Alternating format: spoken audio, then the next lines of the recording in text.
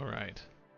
Hello, everybody. Today we're going to be getting into Unreal Engine as pretty much as quickly as possible. Talk a little bit about the kind of what we came up with the other day on our Wednesday stream as we rebuild that in Unreal here.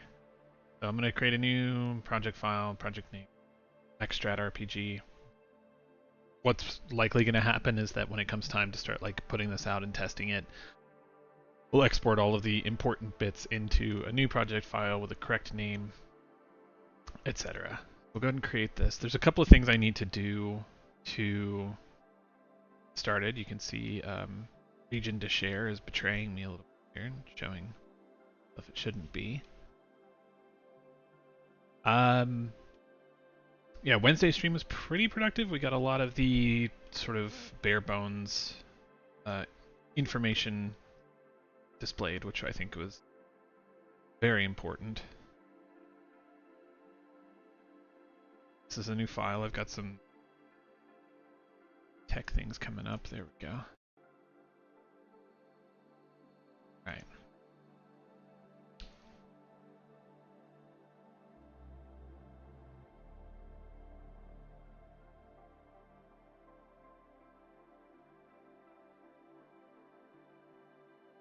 There's a few things I need to do.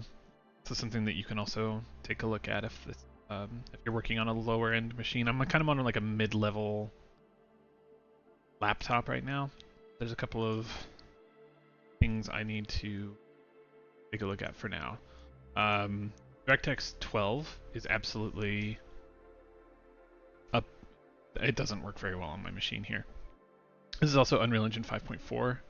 5.5 is not working correctly. Figure that out later. I'd like to bring it into 5.5, and again, that'll probably be the migration later, and that'll be something to talk about, because that's a big part of any game development cycle, is updating your engine version mid-stride. Here I'm going to go into the editor preferences as well. I'm going to set the asset editor open location to the main window. Add in. Then there's a couple of things I want to build in the folder structure here before I swap everything over. So I'm going to create a new folder. I'm going to zoom out because I'm not doing this on like a switch screen. We're going to have underscore levels. Keeping levels in their own folder. Keep this a little bit cleaner. Assets. And data. In levels, I'm going to create a new level. We're going to call this... What are we going to call this? We're going to call this... test world. Save everything. I'm going to go back into my project settings. I'm going to go down to maps and modes. Set test world as my opening level.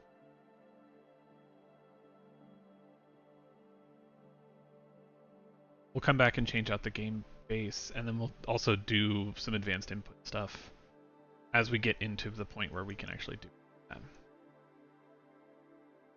Quixel Bridge is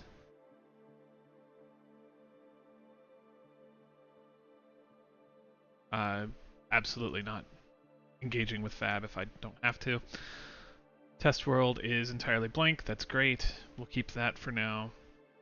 And then we are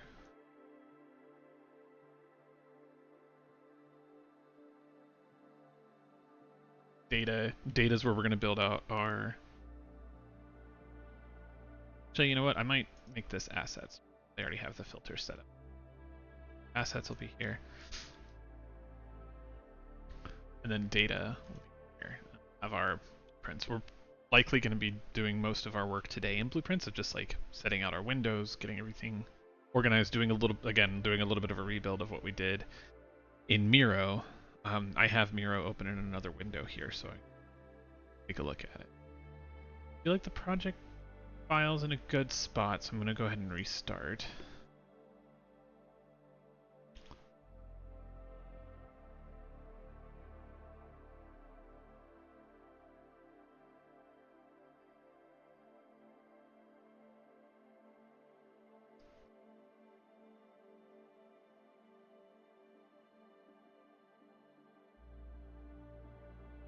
Okay. Test world is blank. The project file opens up very quickly. That's fantastic. We've got our data files. We've got our asset files. Folders open here. I'm going to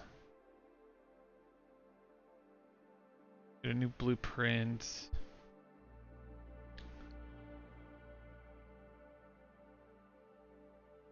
I'm going to make this a child of the game mode base.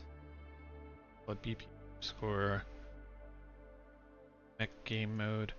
I'm not 100% sure how these are going to shake out later, but I need something to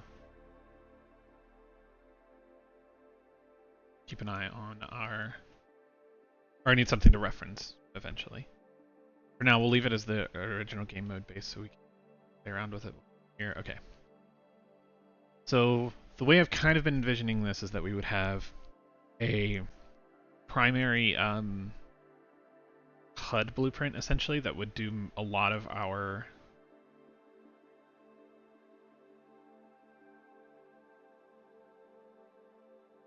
we could do a lot of our calculations with it. I could create my own class and stuff, but I think the user widget class is fine for this. It doesn't need to display anything, it just needs to spawn.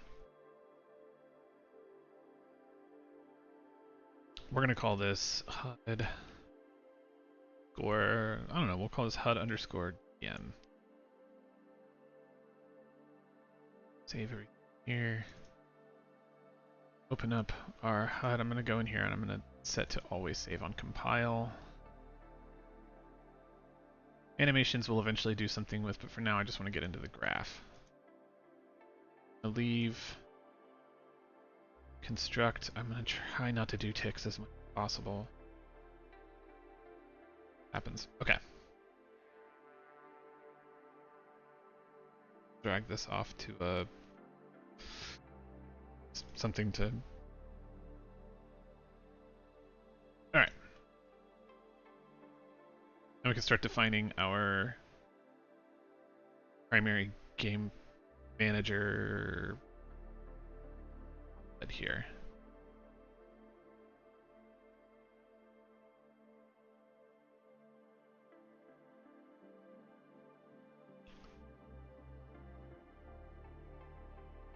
We've talked a little bit about the customization that we want to be able to do with the, the blueprints that we want to be able to do, the overall sort of systems that will interact with each other. The overworld system, which ties together our cutscenes, our character customization system, our tactical combat system. So let's just build that as like a big to do right now. We'll have our cutscene. I'm here. Our cutscene. Cutscene system.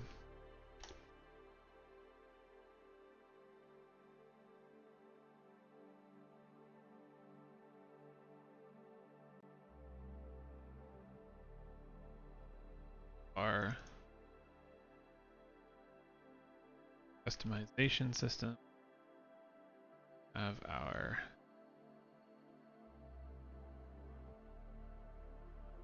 tactical combat system. These are just comments. Right now they don't actually mean anything because I'm literally just putting all the pieces on the board here so I can have some semblance of understanding of what all I need to do. Take all these, I'm going to comment them together. This is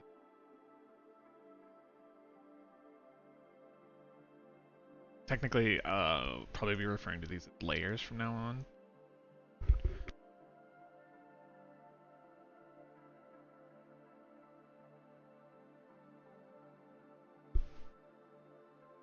Excuse me. Okay. Cutscene system, our customization system, and our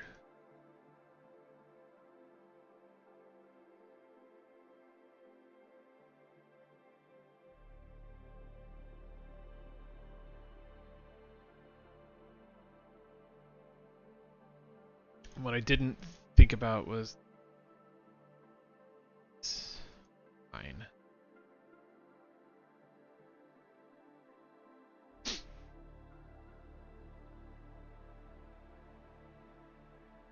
We'll turn off.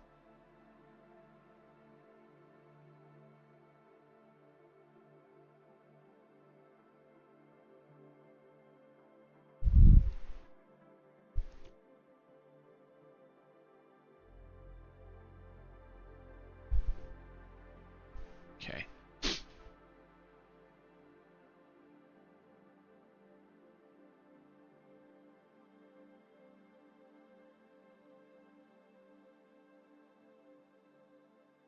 Also need our data import. This will be likely for USDs and CSVs, just to sort of unify our highway of information into the file.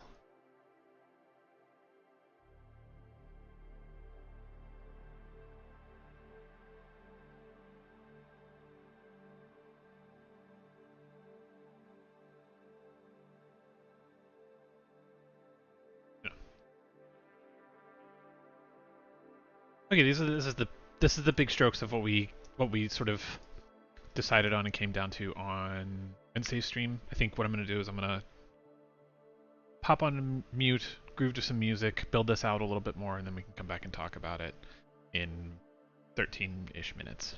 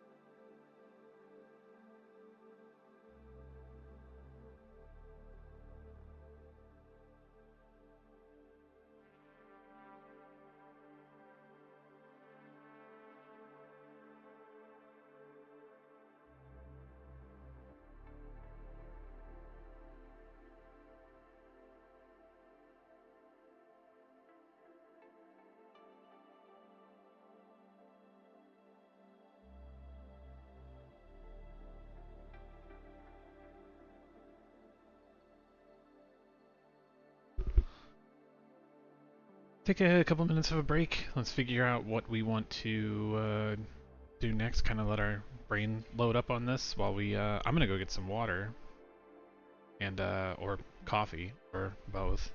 Well, we'll be back in a couple of minutes. Enjoy your break, stretch, hydrate. Ready to come back.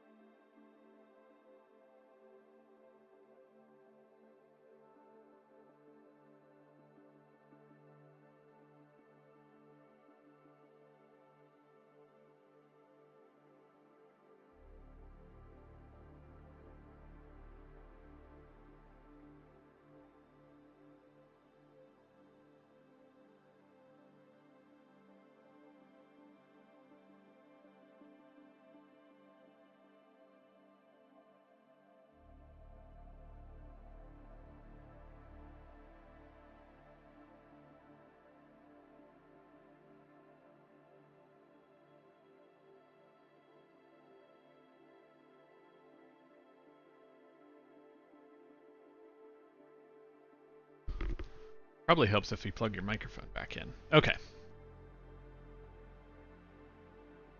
Back. So a little bit of what we've done is, well, most of what we've done during that time was to create a little container for our entities, components, and systems. These, I'm trying to keep the entities pretty obvious. We'll have a character entity, we'll have an environmental challenge entity. This will be the character entities will include squad mates, enemies, anything with the specific components attached, whereas the environmental challenge entity doesn't need a narrative conditional currently. Maybe it does and we can attach it, and that'll be pretty seamless. The components that we have, our skill sheet, our character inventory, our narrative conditionals, and our geometry. This will also expand as we start smacking these things together. And then our systems. So our systems will be taking these entities and pitting them against each other, and the system will govern the exchange of rules between the specific entities that have entered into the system. That'll totally make sense once I flesh it out a little bit. So I'm going to do that, and then I'll ramble about it for a few. Feel free to work along.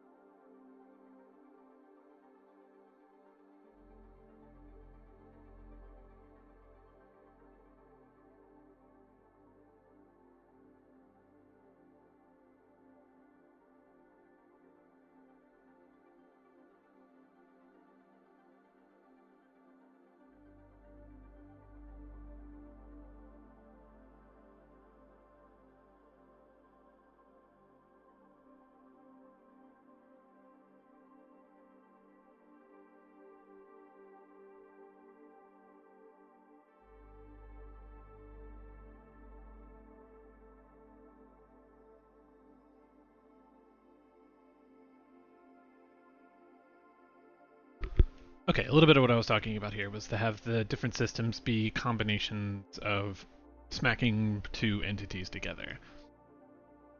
So here we have all of our components, our skill sheet, our derived stats, our character inventory, our narrative conditionals, and our geometry. And then those fit within, and let me actually reorganize. Read a little bit forward.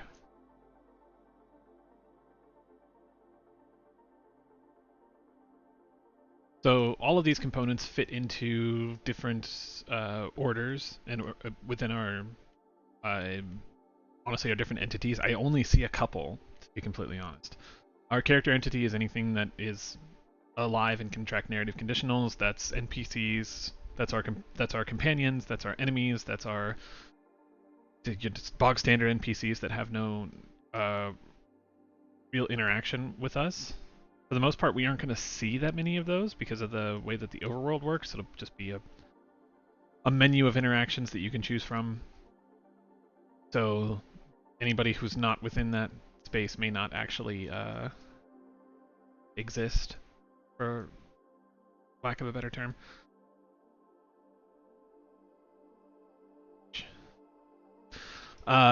This is So the character entity would contain a skill sheet, derived stats, character inventory, narrative goals, and geometry. Our environmental challenge entity would not necessarily need to contain narrative conditionals, so we just wouldn't include it. But environmental challenges could be doors that could be breached or lockpicked, containers of items that could be lockpicked or smashed,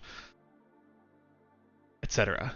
So our combat system would be taking these components, these specific components within our entities, and testing them against each other. So our one-on-one combat system here being two character entities that we would put into our combat round. We would be looking at their skill sheets and their derived stats against each other. We would be looking at their character inventories against each other. This is primarily within the looting part of the cycle, and then geometry against each other for animations. The social challenge system, however, may only need our skill sheet and our narrative conditionals. May not necessarily be accessing our derived stats for any real purpose, but our skill sheets would have our four main skills: the might, poise, focus, and logic. We'd be able to use those as gates against their own skills to see if we can pass them narratively or socially, and then our narrative conditionals of our history, our other things that we've done in the game, being able to track those and bounce those against the conditional statements required to unlock certain things within the conversation.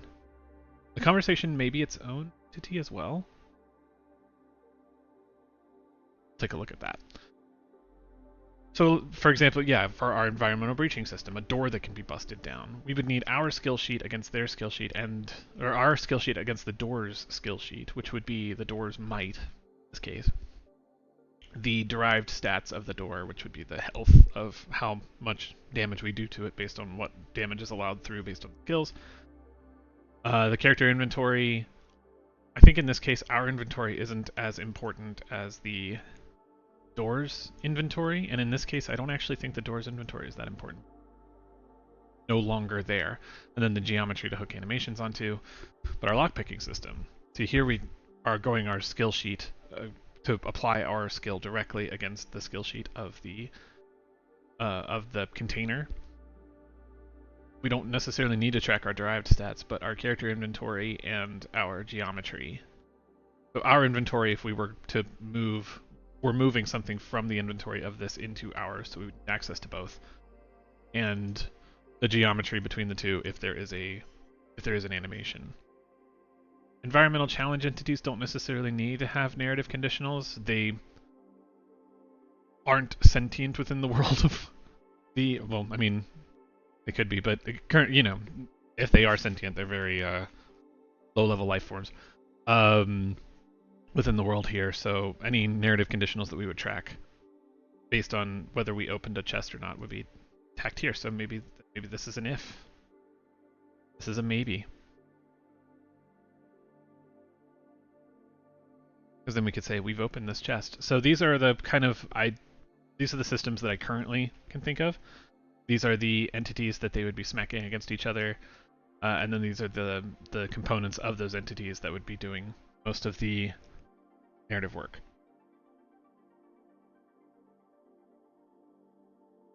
The social challenge system, I think, yeah, okay. I used myself a little bit. But the social challenge system would be whatever would plot these guys against each other. So that makes sense to me. Let's be generous.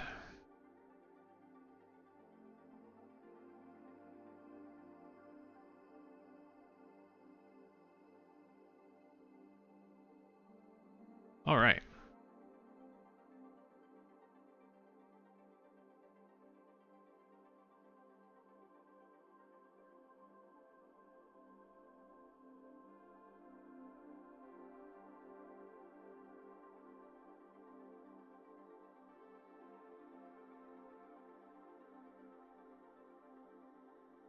Now I've called these systems because they are going to be collecting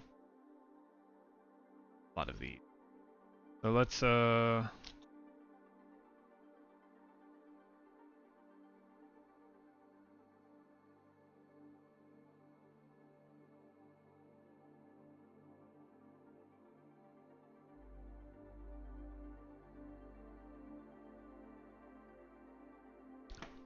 build out what we would consider to be the customization system.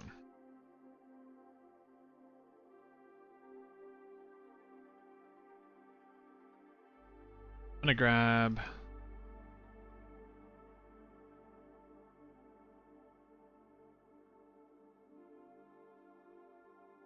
combat. Okay. So we'll have our character entity. This will be our... Honestly, it'll be all the same things as the combat system.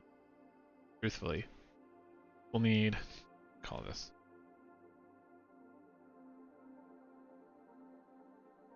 Specific, we'll call it the Mech system. So the Mech customization system is going to take our character entity and pit it against... What kind of entity would this be? Let's take a second, because if we had...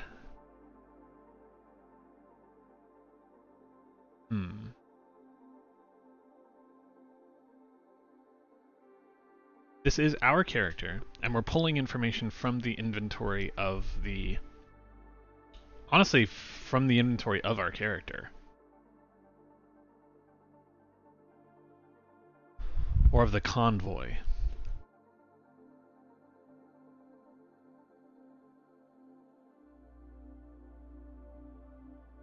The convoy entity would kind of be our home base.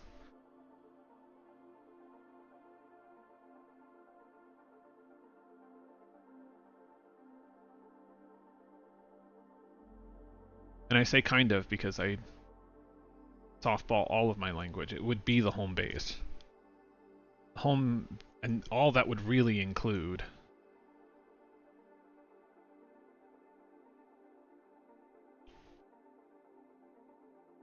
It's not even really that, actually. No, because it would just be self. So it would really only be the one entity involved here. I think this makes sense.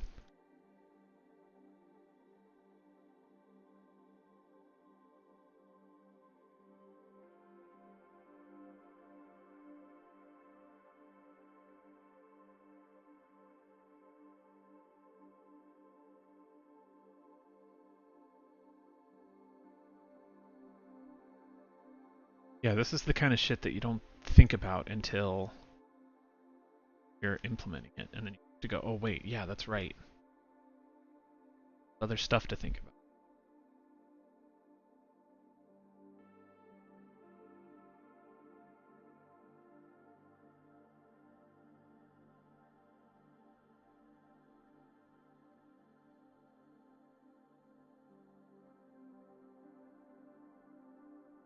Yeah.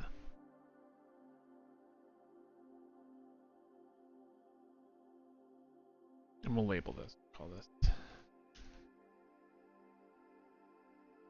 So all this system is really doing is allowing you to make changes to your own character entity, or to the active character entity, whichever it is.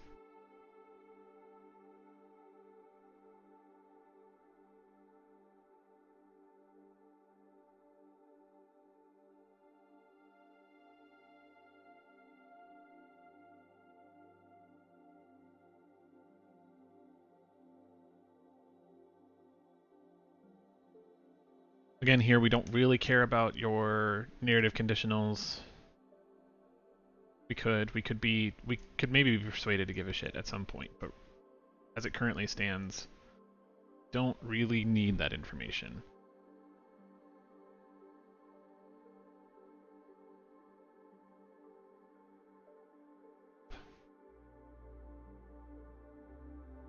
Sitting here. Are there any other self systems that we could think of?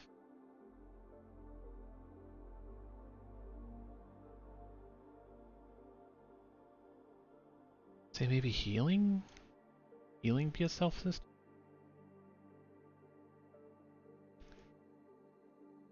Self-healing would. I guess item use?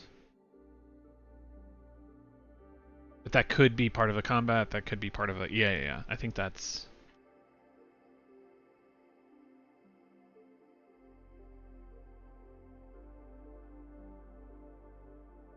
Yeah. I think that makes sense. Okay.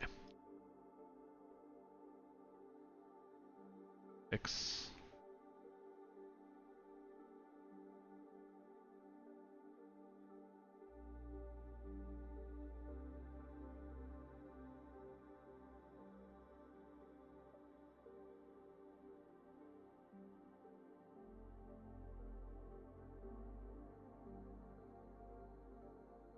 Okay.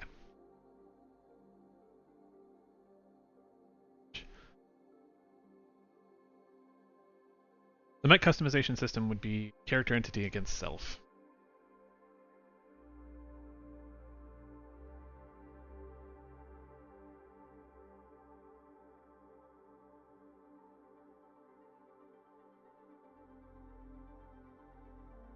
I can't currently think of another system that I need to track that would require that.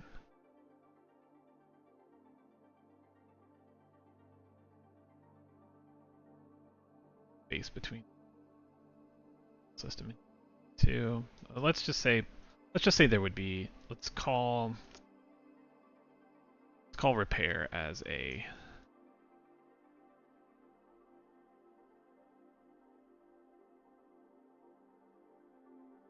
Mech repair.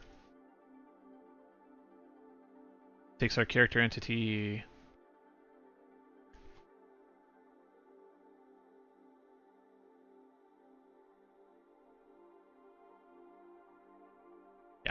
Yeah, this makes sense. Okay. Our Mech repair system, our Mech customization system. The Mech repair, you would be taking your... You would be... Would this be skill driven? I don't think so. It would take your derived stats. It would take an item out of your character inventory, apply it to your derived stats with an animation.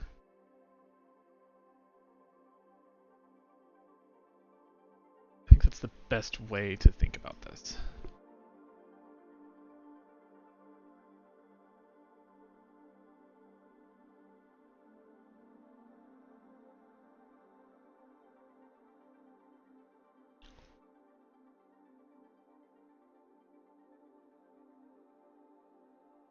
I think we could also come with the traversal challenge, just something that you need to be able to like around. Be a lot of the same things. I think in this case there's a chance for failure, so these will swap.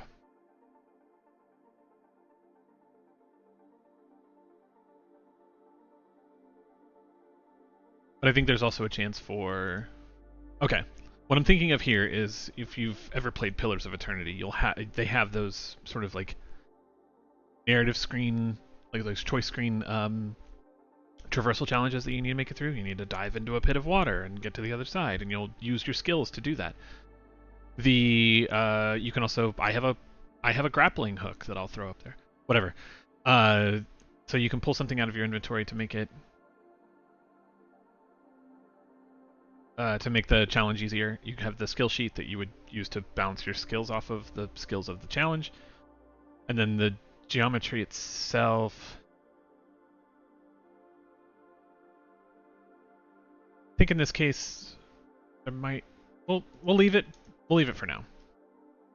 And then narrative conditionals, I think, can also play into these. So I did this so it makes this challenge easier. I talked to this guy at the gate, and he told me about this challenge, so I was ready for it. So I would check my narrative conditionals for it.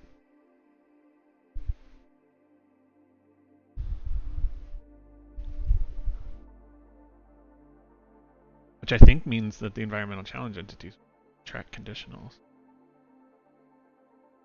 Because it would say.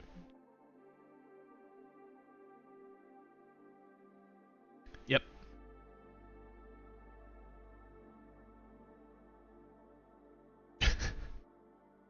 Well, alright then. Am I overthinking this? Am I underthinking this? I mean, how does this work? Because if we have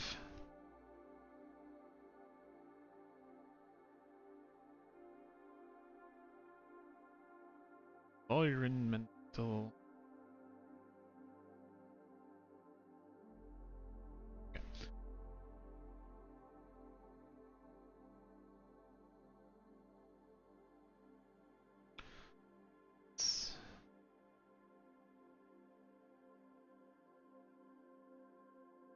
We'll fake these.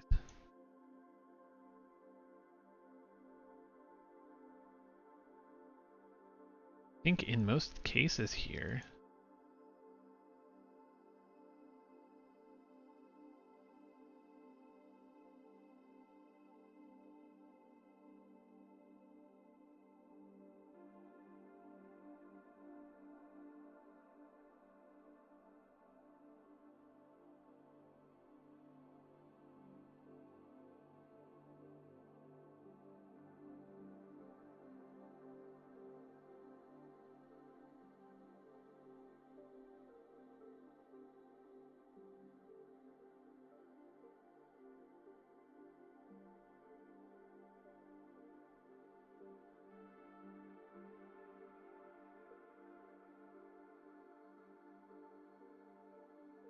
I think we're just gonna call the inventory.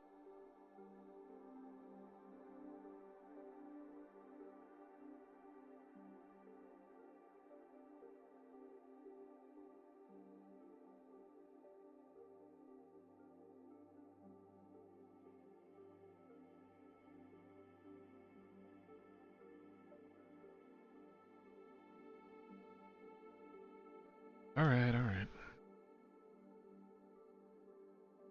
Double clicking. Paste it. Yeah, there we go. Nice. Your inventory, characters.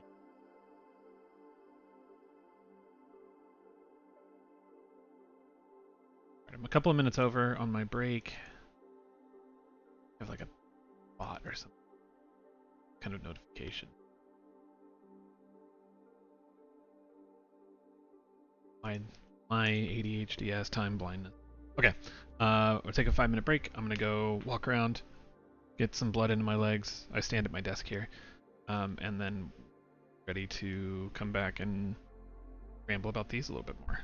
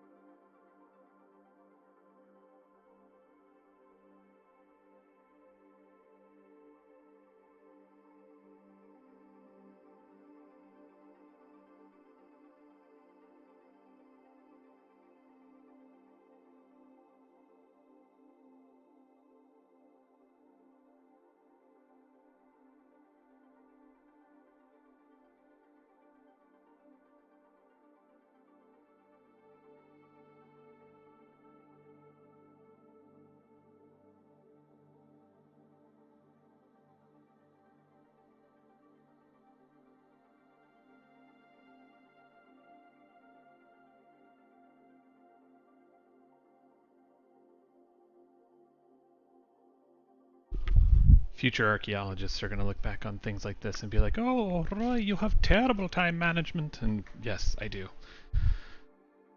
Also terrible time blindness, just in general. Okay, so we are back.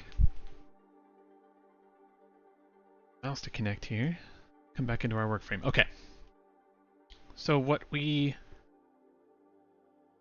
have done so far is just created our components, the entities made up of those components, and the systems that smack those entities together at a component level. This is going to be really important for us moving forward. These are all the ones I can really think of. But we'll be able to add to this. And I'm just going to leave this here, actually.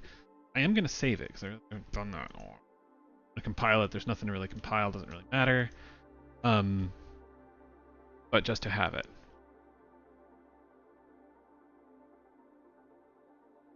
I'm also going to make some notes about the cutscenes. I'm going to grab some things. Okay. We're going to bubble this. So you're totally allowed to tell me what it is from any distance. This. I'm actually going to pull this out. This is cutscene system. Alright. I'm going to call these different. Crying out loud. Alright. Character entity. This is going to be our cut. Oh, for Pete's sake. Cut scene. I don't actually need. These are just going to be the things that I need to eye on. I'll need the scene script. Need a sequence handler. I'll need a camera. Yeah, my narrative conditional bucket. We'll talk about why I'm calling that later. And then I'll need all the geometry.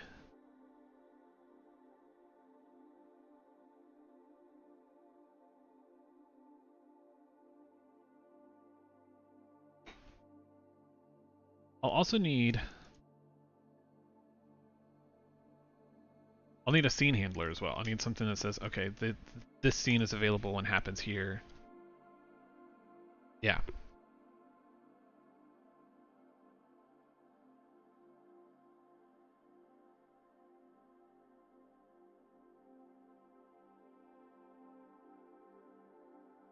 Back.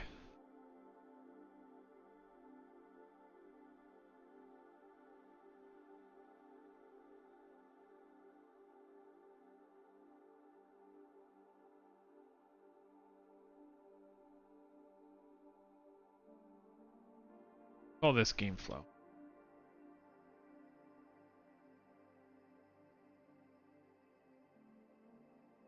We'll call this something more confusing and call it the game flow loop.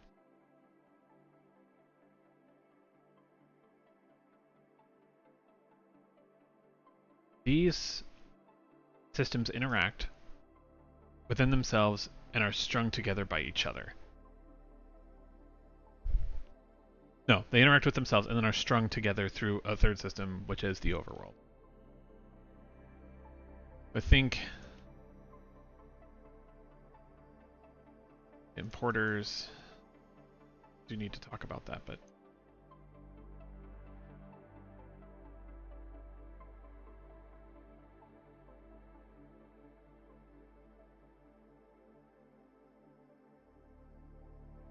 I put a lot of effort into building out the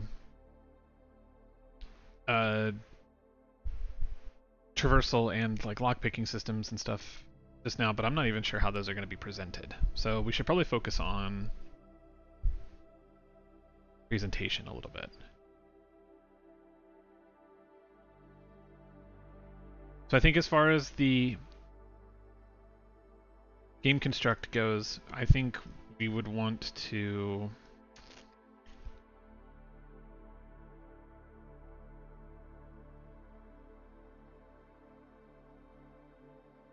we'd want to launch the overworld. All right.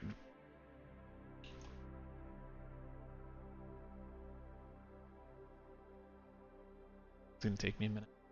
You know what? I'm going to try to follow this thought here. I'm gonna hop on to mute and just crank on this for the next couple of minutes, and we'll see where we get. Again, feel free to work along. Make sure you hydrate. Make sure you keep an eye on the time, because good Lord knows I don't.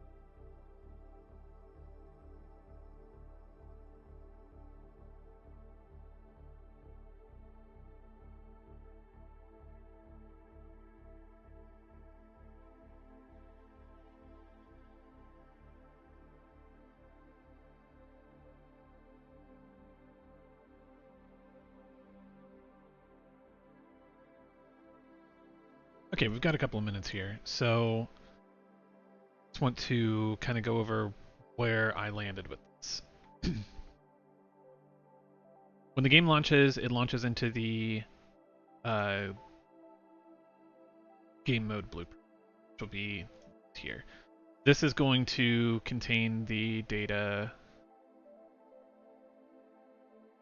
this will contain the information required, which will be the loading into the HUD GM, as well as all of the technical components of screen size, fidelity, all of the game settings that you start with. Those will all be handled here by the game mode. That's probably not the best way to do it, and that's all of this is subject to change, but that especially.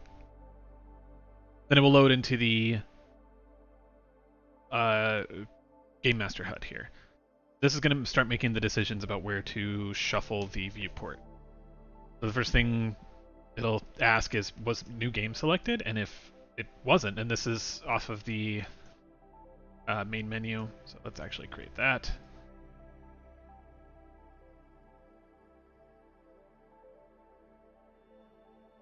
Launch main menu, CLUD.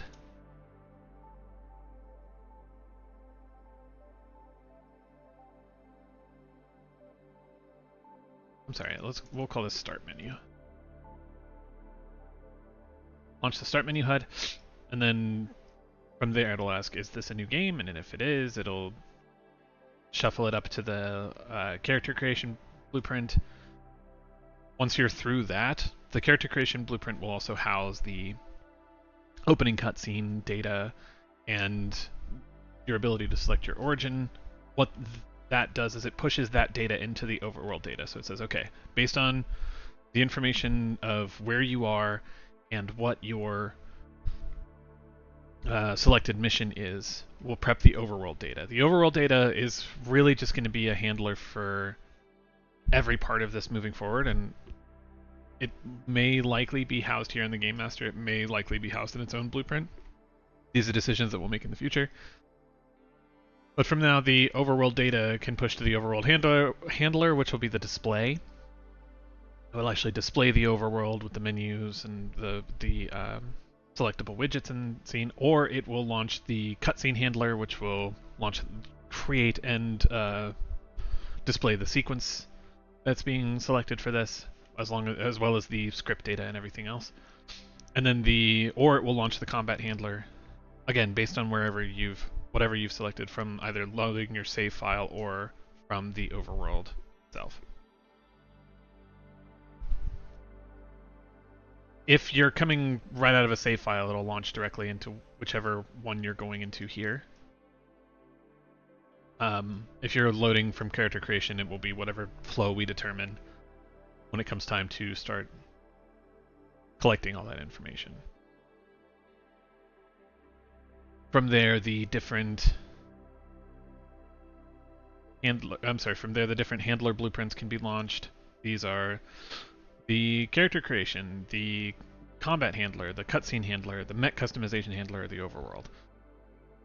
And those are all of that information is determined by your path through this construction, or this event construct node here, which will be, the information that you select. Things I know I'm going to need: blueprint interfaces. Actually, going to go ahead and that's for now. Well, actually, let's keep that. But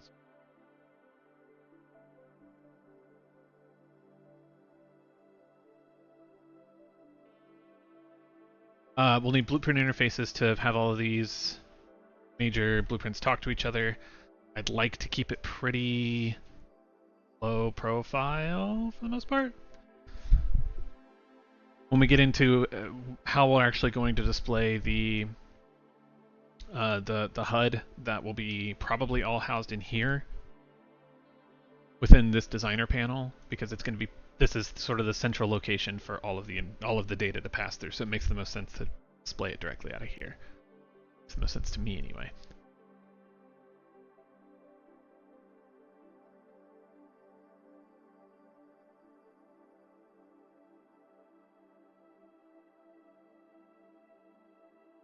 think this feels pretty good. I like the systems agnostic vibe of all of this. So I think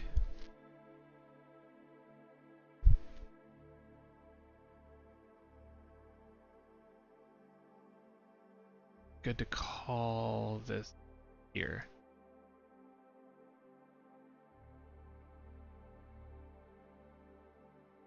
Put us on a little break here, and then I'm gonna squint at this for a little while I try to figure out the next steps.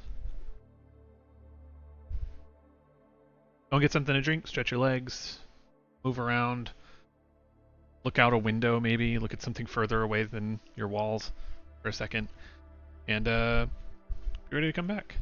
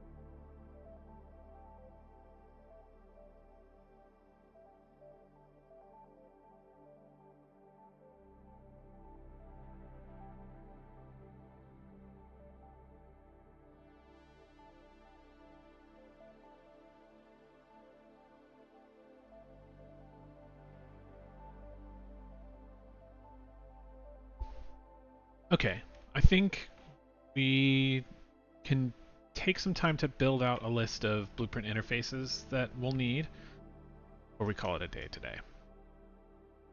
It's going to be our last push. Put us at about a little under 2.5 hours today, which is pretty good. Okay. Well, these will be BPI functions. I think what we will absolutely want to focus on is the ability to well, and you know what? I actually think what we're going to want is one for each of these components.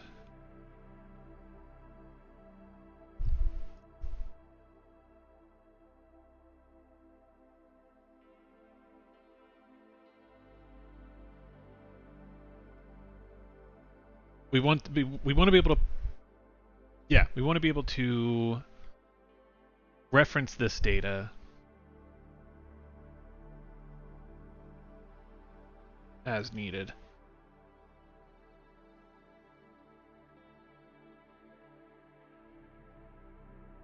That's gonna do a lot of this. But okay, yeah, we'll also want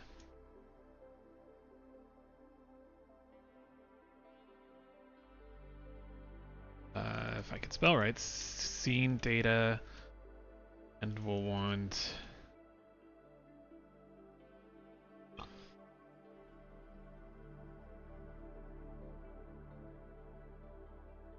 available missions.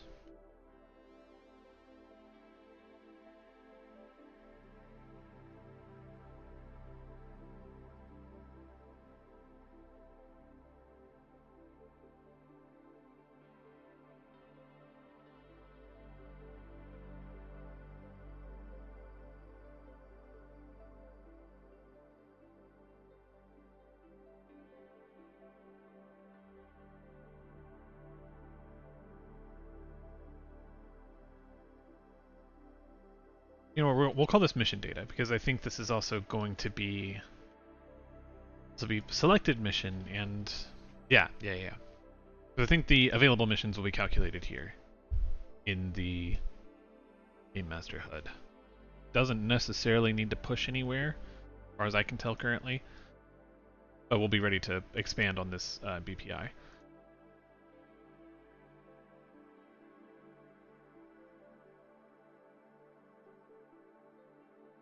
And this will, yeah, so this will be for the Mech Strat RPG.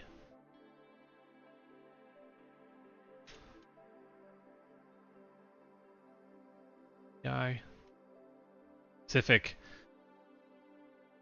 And if we need to break it into smaller interfaces, we can. I honestly really only think we'll need the one and we'll just function it out aggressively.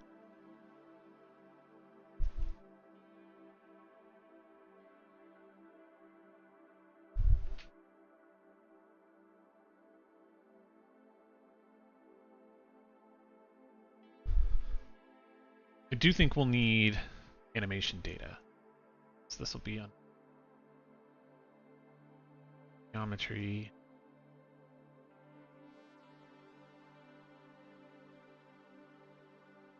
This will be like requested animations, how to play it up, how to sync them.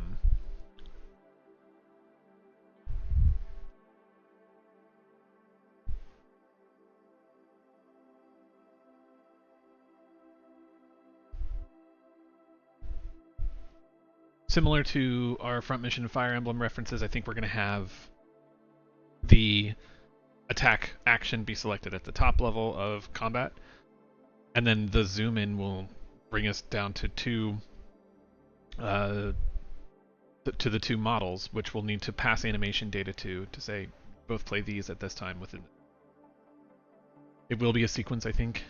There's no reason for it to be interactive. There's no reason for most of this to be interactive. I'll be completely honest. I think most of this game is going to be sequencer driven, because I think there's no like direct interaction or direct yeah, there's no direct character interfacing in the current plans. It's mainly a menu game.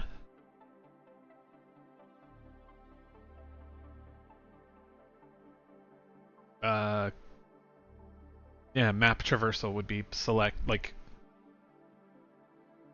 yeah, it would be click a tile, would move to it, and then the actions that are available once the character reaches that tile.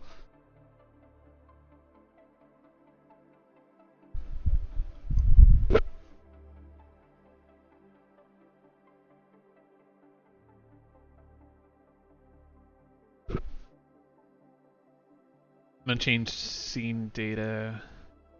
I actually do want scene data to be its own thing. I'm going to add sequencer data.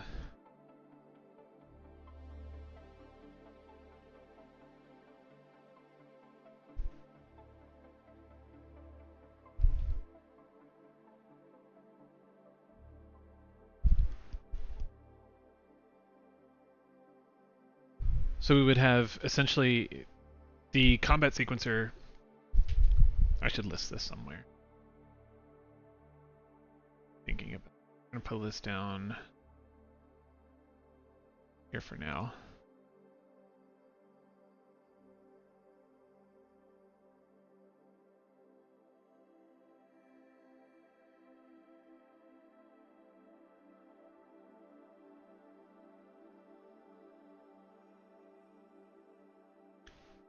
To grab this, I'm gonna pull. Okay. Sequencers. The game is going to be heavily sequencer driven, so let's start to list these out. This is... Wow, Sam, how's that ADHD diagnosis going? And it's going fantastic. I don't know why you asked. So, sequencers...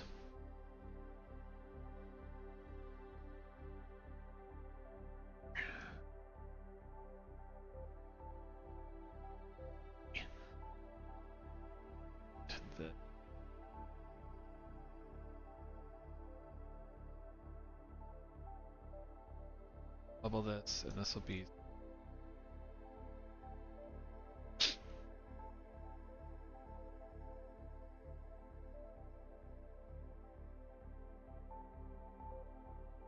Combat sequencer...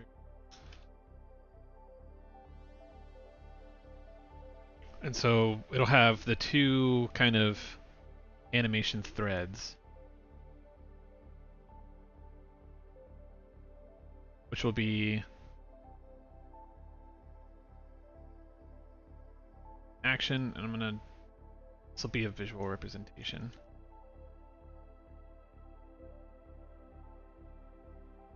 The action, reaction,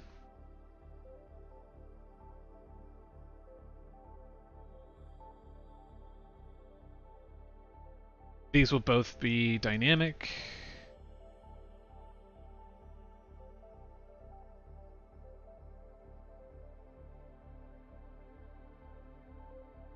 They will...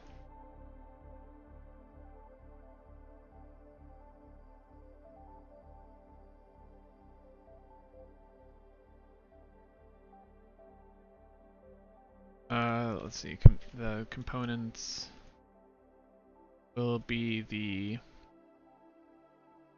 Change the color on this.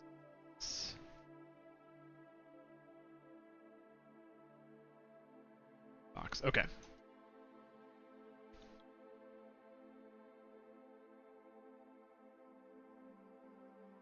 Our components will be camera, blend,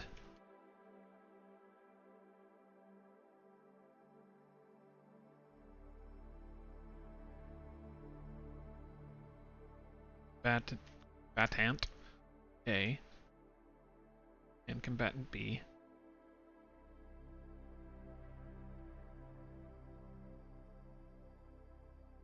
We'll need sound, and we'll need effect. We'll need VFX.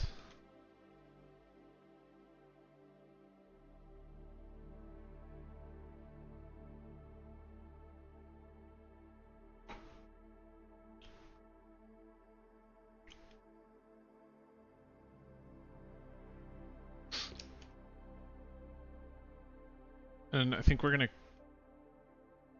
sequencer track. So it'll be our camera, it'll be our combatant A, combatant B, our sound, our VFX.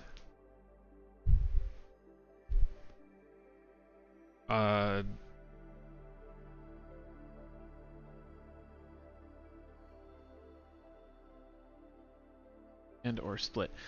So if we do need to split screen it, we have the option.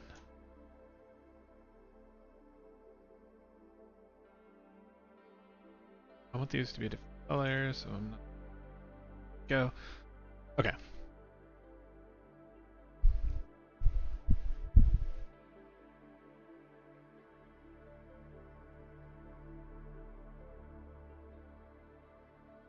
But for timing purposes, the action and reaction, the dynamics, it'll be either combatant A or combatant B.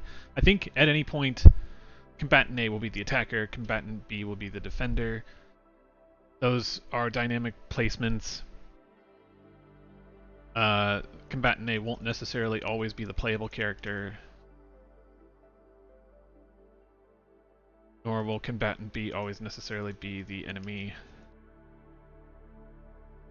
Best way to handle this, and it would just play automatically. So the game camera blends down to the sequence camera. Sequence camera would be placed in, it would be spawned on the map at the player character.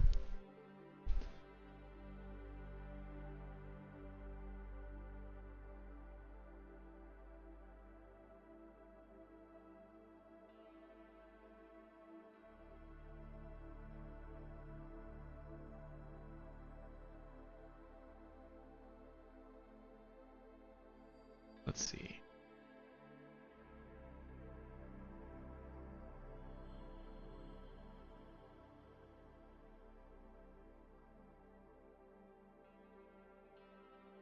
Ourselves a little here.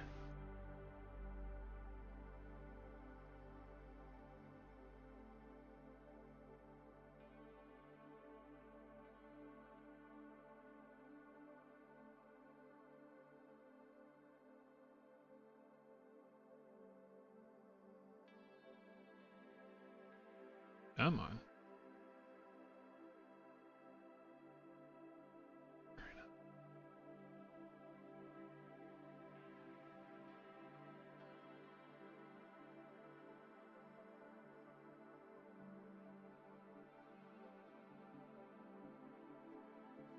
Spawned a character.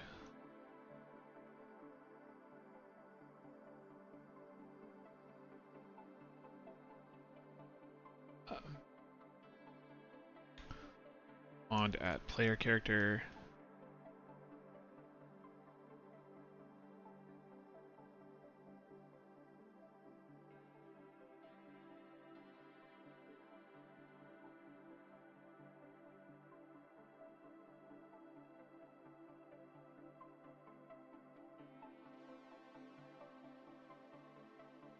We'll say track base for blend. So this will be like some little bit of dead air in the beginning to give the camera a chance to blend to it.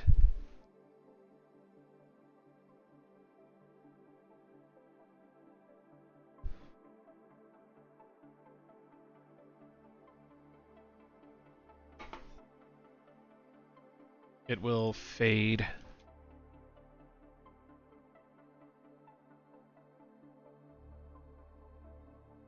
It'll fade characters into place. So I don't want to have high def and low def character models. I'd like to be able to use the same ones for everything. So, but they do need to be in different locations because of scale.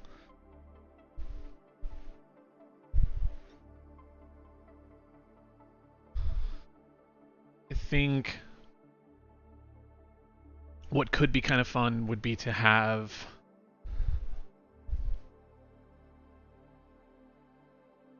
camera motion. So okay, I'm launching a ranged attack. I have my big railgun that I'm, pointing down the barrel at my enemy. I'm gonna pull the trigger, and the rail's gonna shoot out.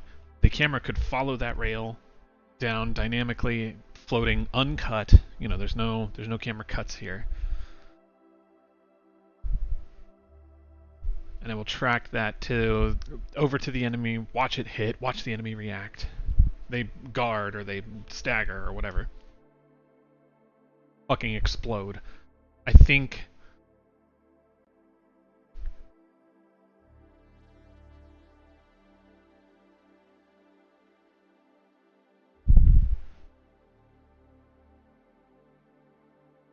that's neat. Okay, I'm happy with this.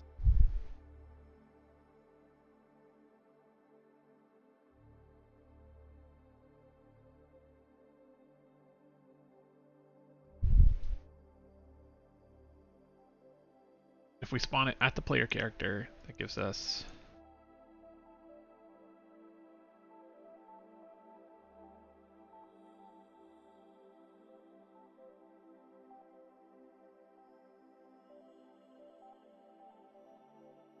What about if enemies aren't... What if they're doing something that doesn't involve the player?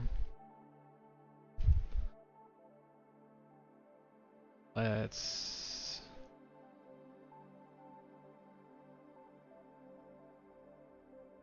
If involved...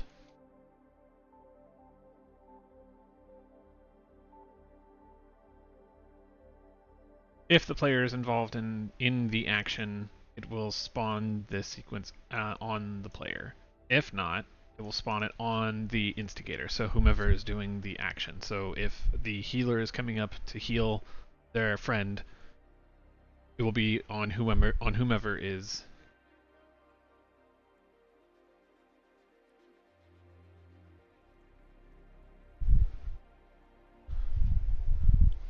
yeah, okay.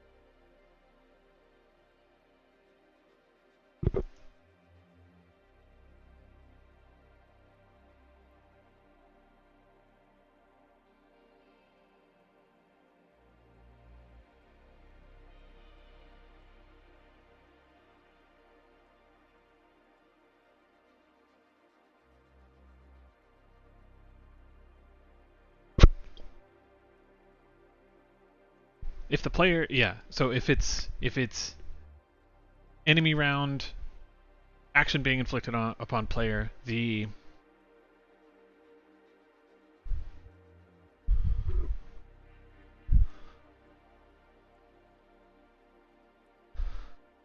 I feel like spawning. Okay, yeah. I feel like if we were to have the enemy character comes up to attack player, because the player has to move into position, I think that it makes more sense to spawn it on the player.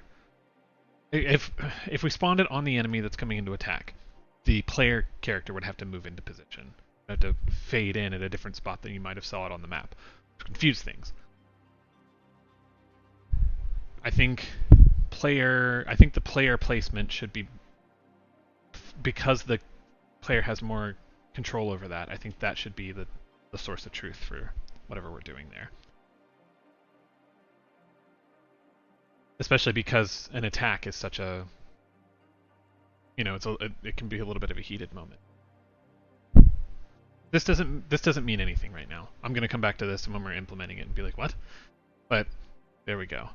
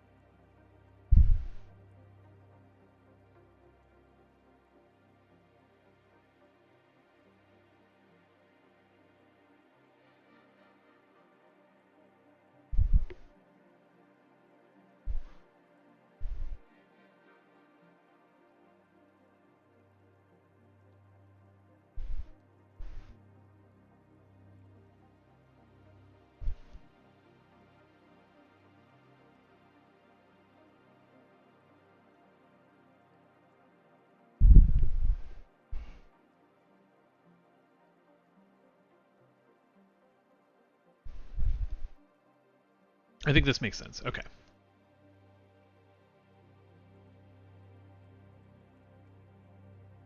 I'm going to call this actually sequencer.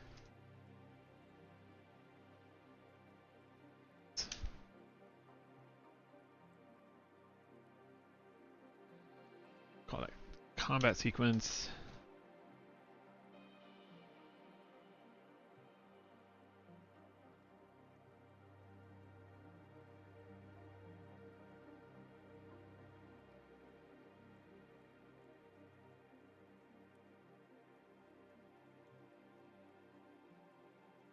Then we'll make one for scene sequence.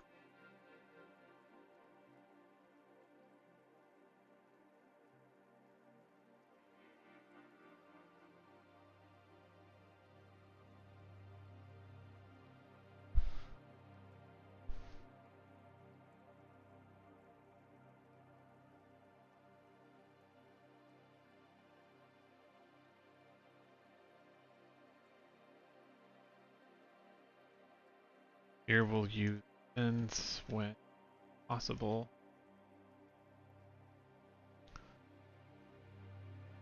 So tracks, again, this will be mostly the same. Camera with blend or, well, camera with blend.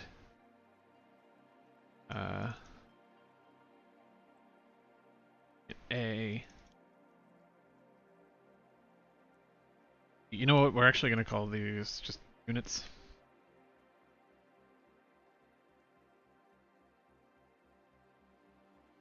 Sounded VFX and then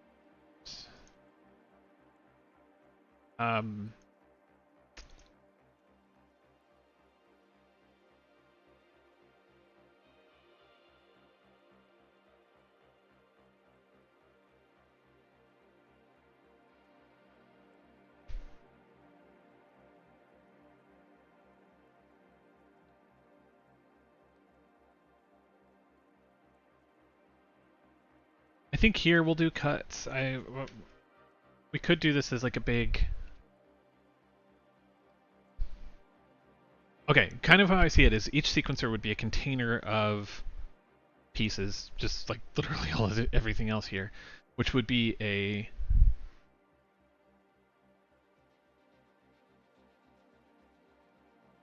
It would contain the camera, and it would contain the script data, and it would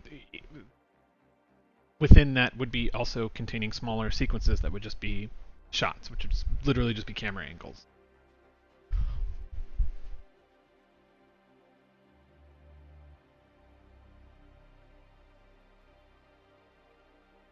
I think we would have script selections, which would be dynamic, and then we would also have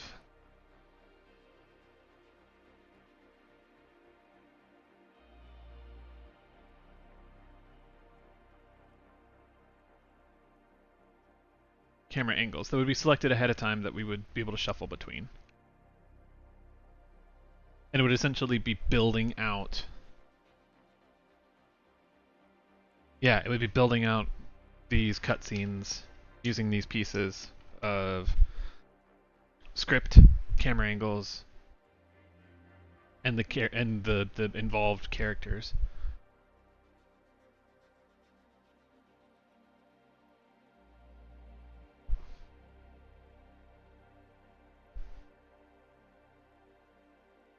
I think here we're going to be specific.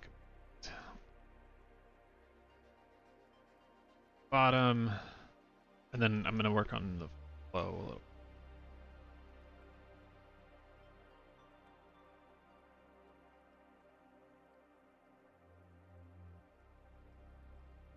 This scene flow.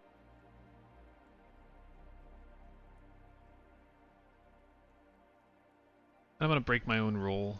We're going to go on a break, but I'm going to work through the break because I think I'm going to finish out right after that.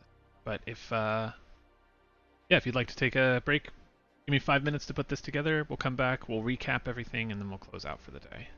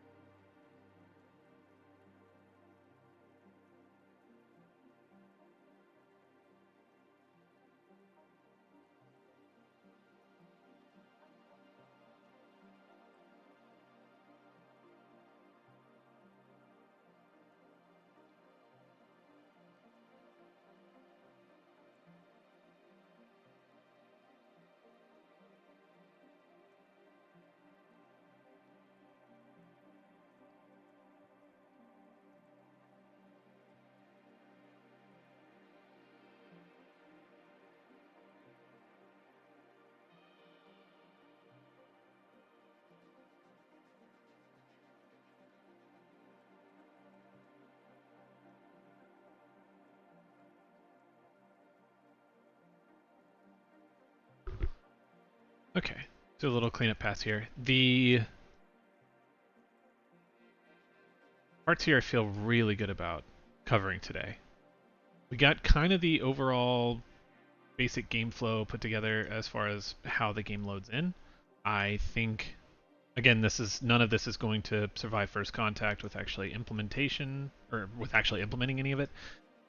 But the point kind of is that we have our delineations listed out. Our entities, components, and systems are all, at least what we know of, represented. This is obviously going to be able to change in the future. But I think the primary, oh yeah, that, I don't know, we'll see. Anyway, the primary sort of decisions we will need to make when we come to it is what the presentation is actually going to look like. Are we going to only have, you know, basic 2D interactions, or is this going to be more of a 3D thing? Are we going to have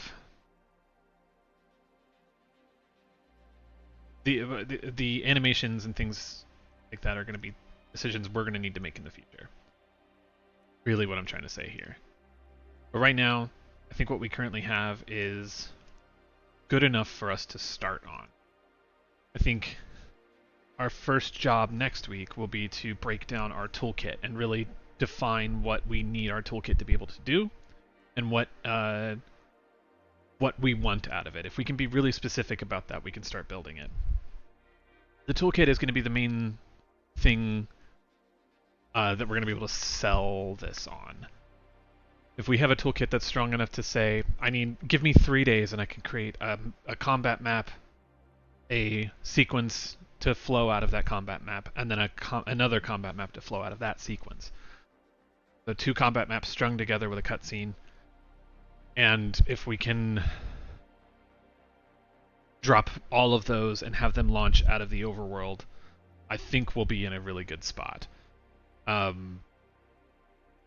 will be probably another Miro conversation, but honestly, I'd like to try to build it in Unreal. This went really well. I know this looks basically like the data that we kind of already built in Miro, but it's not. The primary difference being that we're not using images for any of this stuff. It's really all just data, which I think is going to it's making it a little bit more pure.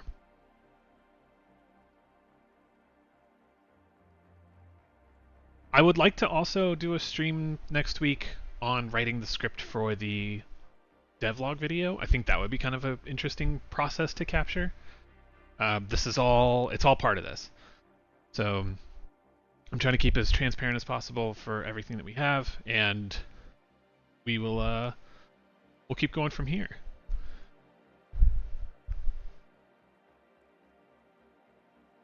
I'll keep this VOD available for a while. I may do some light edits on things just to tighten up my, 25-minute break there in the middle of this, but we'll get it sorted. And then, if I have any ideas, I'll do my best to write them down and keep separate what I added off stream versus what I would be adding during the stream.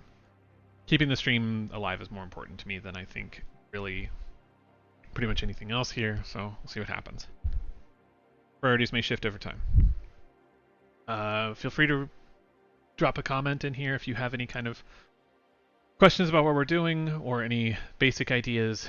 Next week we'll also be setting up social media, so that's going to be fun. I'll see you guys then. Have a great weekend.